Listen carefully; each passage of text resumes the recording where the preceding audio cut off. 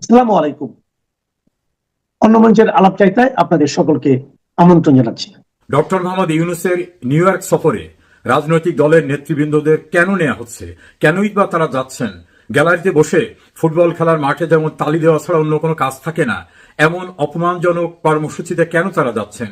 এটা নিয়ে অনেক জল্পনা কল্পনার পরে থলের বিড়াল বেরিয়ে আসছে। আসল রহস্য নিয়ে আপনাদের সঙ্গে কথা বলতে চাচ্ছি। যে যেখানে আছেন ভালো থাকবেন।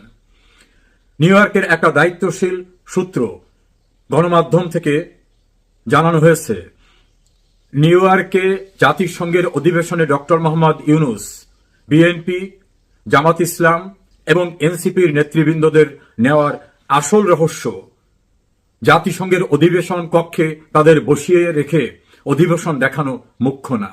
মুখ্য হচ্ছে তারা যে নিজেরা বিরোধে লিপ্ত হয়েছে, এই বিরোধ নিষ্পত্তি করার জন্য দেশে এই সকল রাজনৈতিক দলের নেতৃবৃন্দদেরকে ডক্টর ইউনূসের অফিসে অথবা তার বাসভবনে ডাকাডাকি হলে অন্যদেরও প্রশ্ন উঠবে যে আমাদের কেন নয়।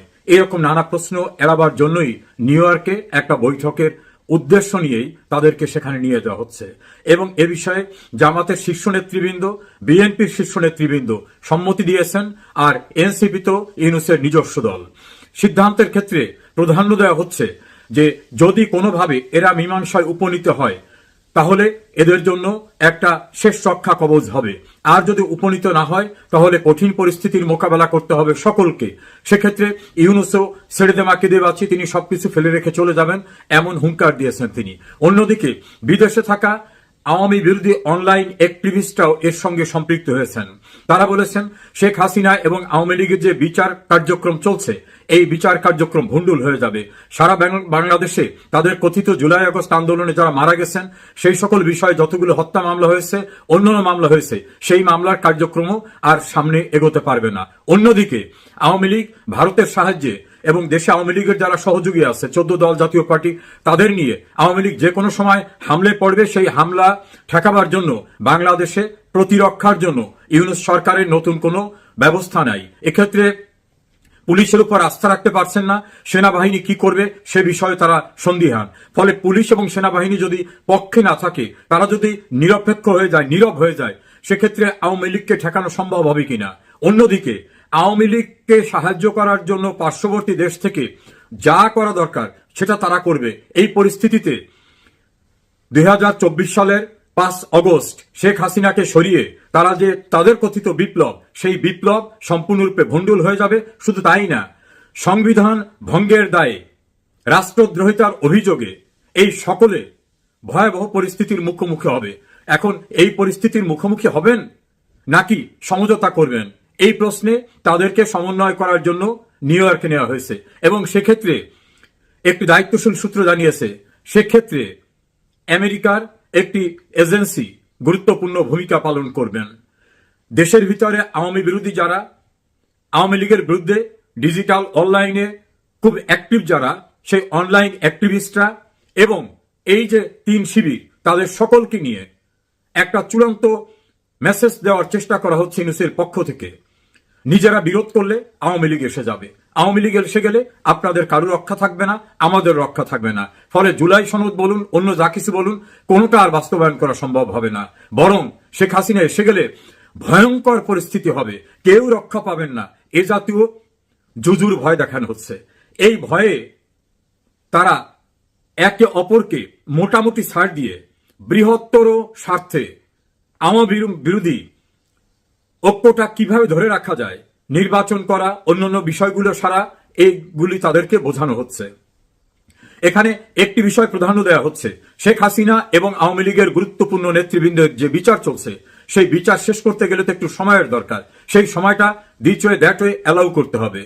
যদিও প্রধান উপদেষ্টার প্রেস সেক্রেটারি বলছেন পৃথিবীর কোনো শক্তি নেই যে এটা সরাতে পারবে, এটা কথার কথা, পরিস্থিতি শান্ত করার জন্য। কিন্তু প্রধান উপদেষ্টা এবং তার কিচেন ক্যাবিনেটের ডিসিশন হচ্ছে শেখ হাসিনার বিচার চূড়ান্ত না হওয়া পর্যন্ত নির্বাচন করা কোনোভাবেই বুদ্ধিমানের কাজ হবে না, সবার জন্য বিপদ হয়ে যাবে। বিএনপি দ্রুত নির্বাচনের পক্ষে হলেও এই প্রশ্নে বিএনপি নাকি কিছুটা নমনীয় হয়েছে, সেক্ষেত্রে কিভাবে কি করা যায়। অন্যদিকে এনসিপি এবং গণ অধিকার পরিষদ, তারা একীভূত হওয়ার যে প্রক্রিয়া সেটাকে এগিয়ে নেওয়া, দেশের কিছু কিছু এলাকায় তাদের শক্তিশালী সাংগঠনিক কাঠামো তৈরি করা, জামাত ইসলামীর কিছু প্রস্তুতি বাকি আছে সেই প্রস্তুতি সম্পন্ন করা, সবকিছু মিলে বিএনপি ছাড়া অন্য যে গ্রুপটা রয়েছে আওয়ামী বিরোধী, তারা সময়ের আশা করছেন যে কোনো মূল্যে তারা সময় পাবেন, প্রয়োজনে তারা রাজপথ গরম করবেন। তখন ইউনূসের বলার সুযোগ হবে অস্থির পরিস্থিতিতে নির্বাচন করার মতো পরিবেশ নাই।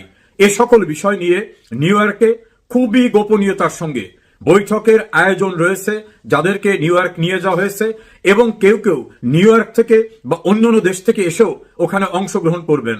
জানা গেছে শেখ হাসিনা বা আওয়ামী বিরোধী অনলাইন অ্যাক্টিভিস্টরা বিভিন্ন দেশ থেকে নিউ ইয়র্কে আসছেন, তারাও খুবই গোপনে অতি সন্তর্পণে এই বৈঠকে অংশগ্রহণ করবেন এবং তারা বলবেন যে যদি তাদের সহযোগিতা তাদের পরামর্শ নেওয়া না হয় তাহলে তারা রিভোল্ট করবে, রিভোল্ট করে যা করা দরকার সেটা করবে। তখন কিন্তু এরা অনেকেই টিকতে পারবে না। বিএনপির ভিতর আরেকটি আতঙ্ক রয়েছে যে ডক্টর ইউনূসের নেতৃত্বে নির্বাচন হলে সেটা ডাকসু এবং জাকসুর মতো ঘটনা ঘটে যাবে কিনা। তাদের বদ্ধমূল ধারণা ভোটের মাধ্যমে ডাকসু এবং জাকসুতে শিবির বা শিবির সমর্থিত যে জোট সেই জোট নির্বাচিত হয়নি। এটা একটা মেটিকুলাস ডিজাইন করে বাক্স আগেই বোঝাই করে রাখা হয়েছে, কাউন্ট সেন্টারে নেওয়ার আগেই বাক্স পরিবর্তন হয়ে গেছে। এটা তাদের দায়িত্বশীল বক্তব্য, দায়িত্বশীল সূত্রের বক্তব্য। যারা প্রার্থী হয়েছিলেন ছাত্রদল থেকে তারা প্রচন্ডভাবে ক্ষুব্ধ যে আমরা একটা বিক্ষোভ করলে আমরা যদি সামনে আনতে বলতাম তাহলে অনেক কিছু পাল্টে যেতে পারত, কিন্তু দলের পক্ষ থেকে এই মুহূর্তে এটা নিয়ে বড় ধরনের কোনো কনফিউশন কেওয়াজে যেতে রাজি না হয় তারা হতাশ হয়ে পড়েছে। ফলে ছাত্রদল কার্যত একেবারে মুখ থুবড়ে পড়েছে। অন্যদিকে যারা জামাত শিবিরের বিরুদ্ধে খুব সোচ্চার হয়ে কথা বলেছিলেন বিএনপির ভিতরে, তারাও এখন অনেকটা কোণঠাসা অবস্থায় পড়ে গেছে।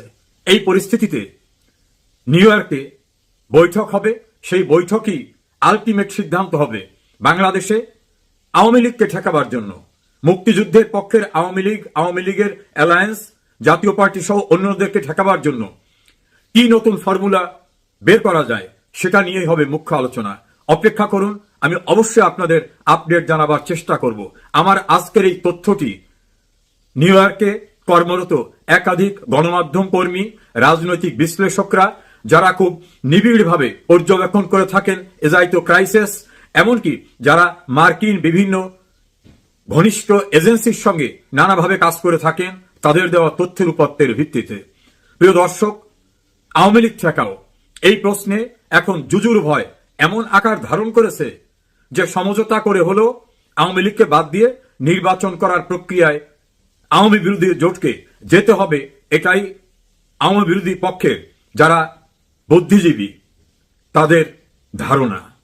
যে যেখানে আছেন ভালো